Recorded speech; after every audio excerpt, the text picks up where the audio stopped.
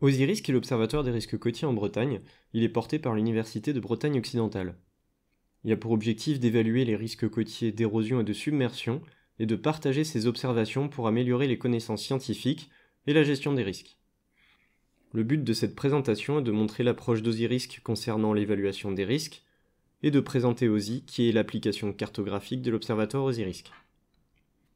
Dans OSI, l'évaluation des risques côtiers s'appuie sur 4 composantes. Tout d'abord les aléas, il s'agit des phénomènes physiques d'érosion et de submersion marine. Ensuite les enjeux, c'est ce que l'on risque de perdre. Classiquement, les deux dimensions aléas et enjeux définissent le risque, puisque s'il n'y a ni aléa ni enjeu, alors il n'y a pas de risque. Dans OSI, nous évaluons les risques à l'aide de 2 composantes supplémentaires, dont la gestion des risques côtiers, qui concerne les politiques publiques et les mesures locales qui diminuent le risque. La 4e composante, ce sont les représentations sociales des habitants. Comment se représente-t-il le risque et la gestion qui en est faite? Cela apporte des éléments de compréhension sur leur relation aux risques côtiers qu'ont les populations. Et ensemble, ces 4 dimensions font varier la vulnérabilité systémique aux risques côtiers des territoires.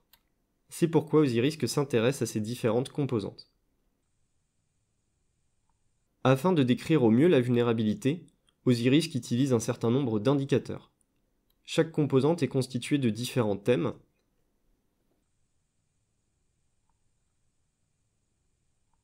Et à son tour, chaque thème regroupe un ou plusieurs indicateurs. Le schéma n'est pas exhaustif puisqu'il y a actuellement 58 indicateurs dans l'application OSI. Les indicateurs ont été co-construits avec les gestionnaires et services de l'État, et ils ont été retenus en fonction de 4 critères: leur faisabilité, leur fiabilité, leur reproductibilité et leur pertinence. Ces différents indicateurs n'ont pas vocation à être considérés séparément, évidemment, puisque pour évaluer au mieux la vulnérabilité systémique, nous les combinons pour former des indices. On a ici une représentation du concept avec différentes boîtes. Là, la boîte de la composante des aléas, avec à l'intérieur 2 boîtes, qui sont les thèmes. Et à l'intérieur de ces petites boîtes, on retrouve les indicateurs. Ces indicateurs peuvent être combinés pour répondre à des problématiques. De cette combinaison résulte un indice, et plusieurs types de combinaisons sont possibles, comme la valeur maximale des indicateurs choisis, leur moyenne. En combinant les indicateurs d'un thème, on obtient un indice thématique. Ici, l'exemple de l'indice des enjeux humains. En combinant tous les indicateurs d'une composante, on obtient un indice de composante. Par exemple, ici, l'indice de gestion. Il existe plusieurs moyens d'acquérir des données pour les indicateurs. Tout d'abord, on peut citer les référentiels nationaux comme l'INSEE, l'IGN ou le CEREMA, qui permettent d'obtenir des données à l'échelle nationale. Dans OSI, les aléas et les enjeux s'appuient sur ces référentiels, c'est pourquoi il y a des données sur le risque pour l'ensemble des communes littorales de Bretagne. Des données sont aussi produites par l'UBO, l'Université de Bretagne occidentale, et les collectivités comme des levées de terrain ou des photos aériennes sur le suivi du trait de côte. Elles seront intégrées à terme dans l'application OSI. Pour la gestion, des entretiens ont été réalisés avec les collectivités territoriales. Et pour les représentations, des enquêtes ont été passées auprès des habitants, au porte-à-porte ou en ligne, à nouveau avec l'aide des collectivités territoriales. Pour représenter toutes ces données, OSI affiche des cartes. Les données brutes transformées en indicateurs sont de nature très diverse, des données qui peuvent être qualitatives ou quantitatives. Pour rendre ces indicateurs comparables sur une carte, ils sont représentés sur une même unité de surface, la maille de 200 mètres. Cela facilite aussi la lecture des cartes et la navigation entre les différentes composantes. Donc chaque maille sur cette carte fait 200 mètres de côté. Enfin, pour la légende, on utilise une cotation à 5 valeurs pour simplifier la lecture des indicateurs et combiner plus facilement les indicateurs entre eux et former des indices. Pour les aléas et les enjeux, une forte valeur augmente le risque et donc la vulnérabilité. A l'inverse, une forte valeur de gestion, synonyme d'une gestion poussée, diminue le risque et donc la vulnérabilité. Ces différents éléments sont rappelés dans l'application. Pour les représentations, le résultat chiffré d'un indicateur n'aide pas à comprendre la vulnérabilité, mais savoir ce que pensent les habitants peut contribuer à assister la gestion et diminuer la vulnérabilité. Nous allons maintenant naviguer directement dans OSI. L'écran d'accueil rappelle les objectifs d'OSI, l'approche de la vulnérabilité systémique et les différents éléments que l'on vient de voir. OSI dispose de données pour les communes littorales uniquement. Donc il est nécessaire de lire cet écran pour comprendre le fonctionnement de l'application. À l'ouverture, une carte s'affiche.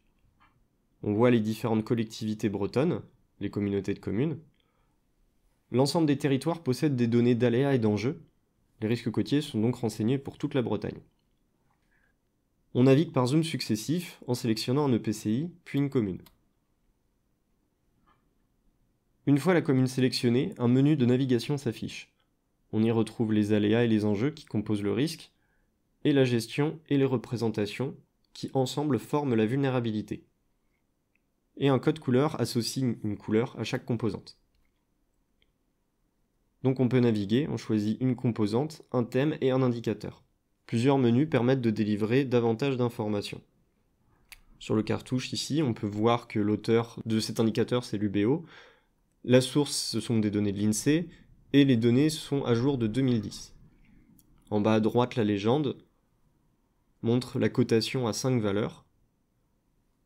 Et on peut aller sélectionner des mailles avec un petit histogramme qui montre bien les différentes valeurs que l'on retrouve dans la légende. On va voir un autre indicateur, la hauteur de submersion potentielle dans les aléas. Et si on va sur une maille, on voit ici qu'il y a une hauteur de submersion potentielle de plus de 2,50 m. Ça ne concerne évidemment pas l'ensemble de cette maille. Donc ces indicateurs ne se substituent pas à une vérification sur le terrain. Si on va regarder du côté de l'érosion, on peut sélectionner différentes mailles qui montrent des valeurs d'érosion. En remontant un peu, on voit qu'il n'y a pas de maille, on ne peut pas les sélectionner. Ça ne veut pas dire qu'il n'y a pas d'érosion, ça veut dire qu'elle est inconnue. Donc ici, des vérifications terrain s'imposent. En allant voir une autre composante, la gestion, on va voir les mesures d'urbanisme. L'ensemble de la commune possède la même valeur, puisqu'en fait ce sont des mesures de gestion qui vont être appliquées à l'échelle d'une commune ou éventuellement d'un EPCI, donc d'une communauté de communes. Pour les représentations, on peut prendre un des indicateurs, ici l'expérience indirecte du risque. Toutes les communes possèdent les mêmes valeurs, et ce pour des raisons d'anonymisation de la donnée. Donc là, si on reprend un autre indicateur, on voit dans le cartouche un encart avec noté fiche méthodologique et qu'on retrouve pour l'ensemble des indicateurs de l'application. L'objectif de ces fiches méthodologiques est de renseigner davantage d'informations sur la construction des indicateurs qui ont été co-construits avec les gestionnaires et les services de l'État. Donc pour chaque indicateur, on trouve une fiche méthodologique. Et si on regarde les différentes parties, on retrouve la composante, ici les aléas, le thème, l'érosion, l'indicateur, la distance érodée. Ensuite vient l'objet. En quoi consiste cet indicateur et comment renseigne-t-il la vulnérabilité? En dessous, le protocole, un paragraphe plus technique qui explique comment on passe de la donnée brute aux données à l'intérieur des mailles. Le calibrage qui définit les codes de chacune des 5 valeurs et dans quel sens l'indicateur renseigne la vulnérabilité. À gauche, les sources, on y trouve le producteur de la donnée source, l'année avec des informations précises sur la base de données, le site, parfois un lien pour aller télécharger directement les données brutes. Et enfin, la qualité des données. Ici sont renseignées l'exhaustivité ou non de la donnée, le format de la donnée brute ou la date de mise à jour.